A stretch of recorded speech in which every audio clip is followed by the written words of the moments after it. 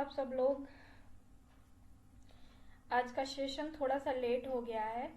सुबेरे content ready नहीं था, इस वजह से मैं थोड़ा बिजी थी। तो जो भी कंटेंट हम अपना देते हैं, जो इम्पोर्टेंट क्वेश्चन फ्रेम करते हैं, उसको थोड़ा सा टाइम लग गया कंप्लीट करने में। दैट्स वाई आज का सेशन हमारा थोड़ा सा लेट हो गया है। उसके लिए सबसे पहले सॉरी। अब करंट अफेयर विद चाय तो नहीं बोल सकते आज, क्योंकि चाय के साथ तो सुबेरे वाला है हम लोगों का सिस्टम। लेकिन हाँ, करंट अफेयर्स जो डेली होता है वो जैसा वादा किया था उसको पूरा कर रहे हैं। और फालतू की बातें बिल्कुल नहीं, इधर उधर की। बस क्वेश्चंस पे सीधा आते हैं। और सबसे पहले हम लोग अपना पहला क्वेश्चन देखेंगे। मलेशिया में स्वतंत्रता दिवस किस दिन मनाया जाता है? अब मलेशिया का स्वतंत्रता दिवस, वहाँ का जो इंडिपेंडेंस डे है उसके लिए लिखा हुआ है। तो अब ये मुझे तो इम्पोर्टेंट नहीं लग रहा था कि मलेशिया का, लेकिन हाँ, आप क्वेश्चन तो आजकल कहीं से भी पूछ देते हैं, तो ये भी याद कर लो कि मलेशिया में स्वतंत्रता दिवस किस दिन मनाया जाता है। तो ये आज ही के दिन 31 अगस्त को मनाया जाता है मलेशिया में। बस अब जैसे मलेशिया आ गया आपका, तो मलेशिया जरूरी नहीं है कि आप इसका इंडिपेंडेंस डे पूछे। मलेशिया की कैपिटल, मलेशिया की करेंसी, जो भी इससे रिलेटेड जो भी फैक्ट होते हैं वो सारी चीज़ें, यहाँ के जो भी प्राइम मिनिस्टर हैं, जो भी प्रेसिडेंट हैं, मलेशिया मतलब न्यूज़ में आ गया एक मतलब कंट्री, तो उस कंट्री के बारे में जो बेसिक बेसिक चीज़ें होती हैं एग्ज़ाम ओरिएंटेड, एग्ज़ाम से में उससे जो रिलेटेड क्वेश्चन बन सकते हैं, उस टाइप की सारी चीज़ें आपको लर्न करनी होंगी। बस ये जान लो, जरूरी नहीं कि सेम यही क्वेश्चन छप के आ जाएगा कि मलेशिया का इंडिपेंडेंस डे किस दिन मनाते हैं। हो सकता है ये ना, इसकी जगह ये आ जाए वहाँ की कैपिटल क्या है, मलेशिया के प्राइम मिनिस्टर का क्या नाम है। तो बस इस तरीके का आप अपना मतलब अंदर से वो डेवलप करिए, जो भी थॉट प्रोसेस है, जो स्टडी का, कि कैसे हमको करंट अफेयर्स वगैरह या जीए का जो सीए का जीए का जो भी पोर्शन है कैसे कंप्लीट करना है। ठीक है। फिर सेकंड क्वेश्चन आता है, प्रमुख पर्यटन स्थलों पर गवरी नृत्य का आयोजन सितंबर में होगा। यह नृत्य किस राज्य में होता है? मतलब अब मेन चीज है, गवरी नृत्य किस राज्य में होता है?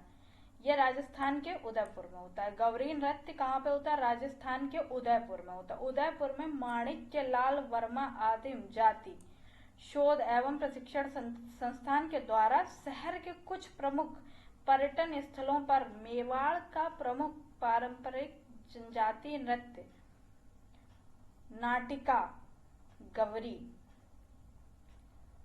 मेवाड़ याद करना चाहो तो कर सकते हो, बाकी इतना कुछ ये सब याद करने की जरूरत नहीं। बस राजस्थान के उदयपुर में हुआ है गौरी नृत्य। ये 5 सितंबर तक इसके आवेदन मांगे गए। वहां बस मेन डांस का नाम याद रखो और राजस्थान का उदयपुर याद, क्योंकि राजस्थान की बहुत जगह है। कहीं जैसे मरु महोत्सव मनाया गया तो वो वहाँ पे राजस्थान के जैसलमेर में मनाया गया। उसी तरीके ना अलग अलग वहाँ पे बहुत ज़्यादा राजस्थान में भी बहुत ज़्यादा डिस्ट्रिक्ट है, तो उसके इसलिए कभी कभी वहाँ के डिस्ट्रिक्ट पूछ देता है कि कहाँ हुआ, पर्टिकुलर प्लेस जो है वहाँ का वो पूछ देता है। इसलिए राजस्थान का उदयपुर याद रखिएगा, केवल राजस्थान याद करने से काम नहीं चलेगा। हाल ही में कौन स्टार स्टूडेंट, एक तो मुझे भी इंग्लिश हिंदी दोनों में रहता है तो पढ़ने में आसानी मुझे भी रहती है, लेकिन अब जल्दी हम दोनों में लेके आएंगे। जैसे पहले करते थे इंग्लिश हिंदी दोनों रहता था, वैसे ही फिर से करेंगे। हाल ही में कौन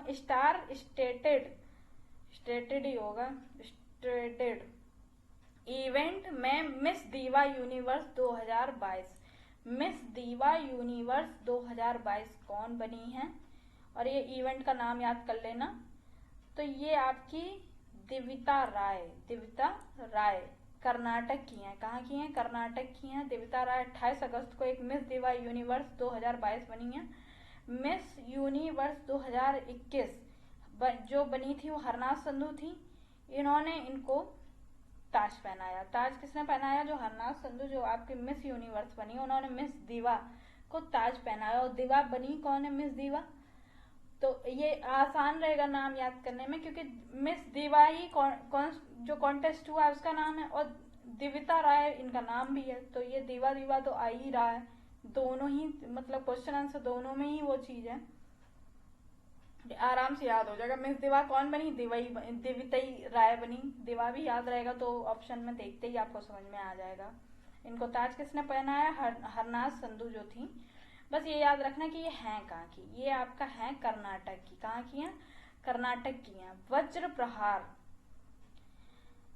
भारत और किस देश के बीच में जो एक्सरसाइज होती है? वज्र प्रहार, कोप इंडिया, मालाबार, ये सब सारी वज्र प्रहार और कोप इंडिया शायद एक ही भारत और अमेरिका के साथ होती हैं।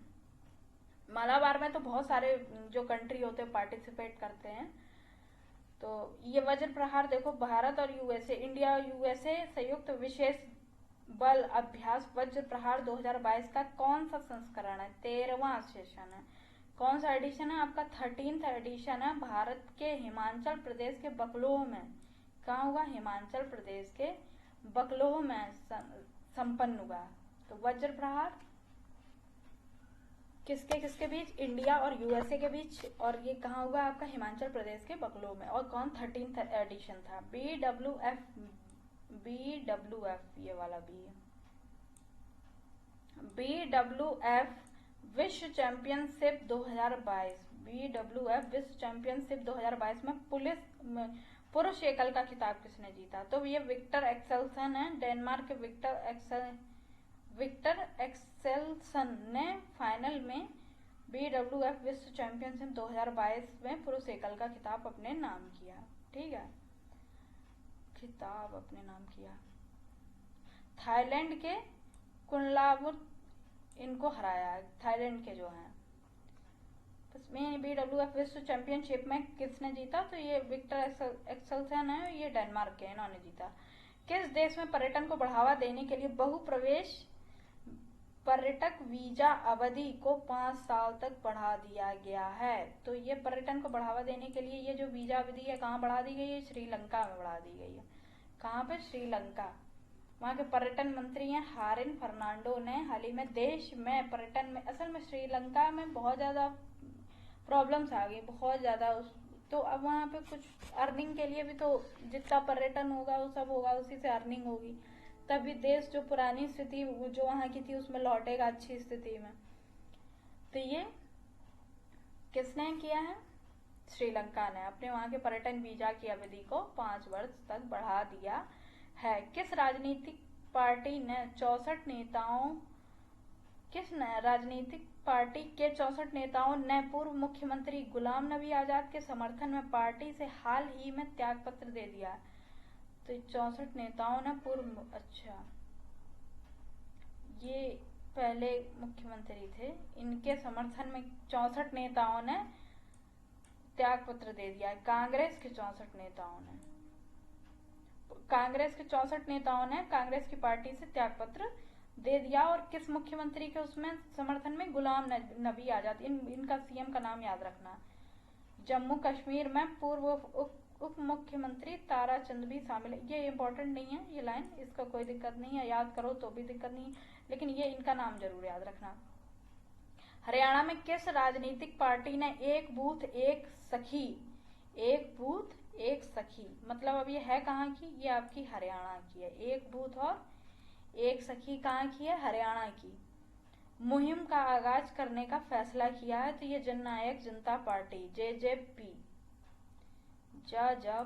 जननायक जनता पार्टी, JJP। हरियाणा में पंचायती चुनाव के मद्देनजर जननायक जनता पार्टी हाल ही में एक बूथ एक सखी मुहिम आपकी हरियाणा की, ठीक है, अहम फैसले। हाल ही में किसने विकास यात्रा के लिए नए मार्गदर्शक सिद्धांतों का निर्धारण करने के लिए प्रतिस्पर्धात्मक रोडमैप जारी किया है? ये किया काट दो यहाँ से। हाल ही में किसने विकास यात्रा के लिए नए मार्गदर्शक सिद्धांतों का निर्धारण करने के लिए प्रतिस्पर्धात्मक रोड मैप तैयार किया है या जारी किया है? तो ये EACPM, देश की विकास यात्रा के लिए नए मार्गदर्शक सिद्धांतों का निर्धारण करने के लिए भारत के विकास के लक्षित लक्ष्यों को प्राप्त करने हेतु प्रधानमंत्री आर्थिक सलाहकार परिषद, अब यही है, यही आने लिखा है इंग्लिश में, इसका एब्रिविएशन ये प्रधानमंत्री आर्थिक सलाहकार परिषद ने ही ये आपका रोड मैप तैयार किया, प्रतिस्पर्धात्मक रोड मैप, ठीक है, विकास के लिए। बस ये इंपॉर्टेंट क्वेश्चन थे आज के, ये 9 क्वेश्चन। इसमें कुछ क्वेश्चन ज़्यादा इंपॉर्टेंट है, जैसे मिस दिवा वाला, ये जरूर आएगा एग्जाम में। वज्र प्रहार, ये भी आएगा एग्जाम में, ठीक है। तो ये किसी न किसी एग्जाम्स में ये इंपॉर्टेंट क्वेश्चन है, जरूर मिलेंगे। इसके अलावा लाइक और वीडियो लंबी हो रही है और शॉर्ट वीडियो बनाने का वो है, कोई बहुत ज़्यादा दुनिया भर की बातें कर करके आधा घंटा 1 घंटा का वीडियो बनाने का नहीं है। तो शेयर और लाइक, शेयर और सब्सक्राइब जरूर कर दीजिएगा, क्योंकि मेहनत आप ही के लिए कर रहे हैं, अदरवाइज इतनी रात पे क्यों बनाते दोबारा। मतलब अभी इतना रात सुबह नहीं हम पूरा कर पाए उस काम को, लेकिन फिर भी लगा कि नहीं, कंटिन्यूटी और वो डेली के लिए ज़रूरी है। अगर कोई काम कर रहा है तो उसको पूरा करें, तो इस वजह से प्लीज़ लाइक और शेयर और सब्सक्राइब करिए और चैनल को लाइक कीजिएगा। वीडियो हेल्पफुल हो तो कमेंट भी कीजिएगा, ठीक है। तब तक के लिए सब लोग बाय, गुड नाइट। आशा करते हैं याद करोगे, सब लोग लर्न करिएगा जाके। तब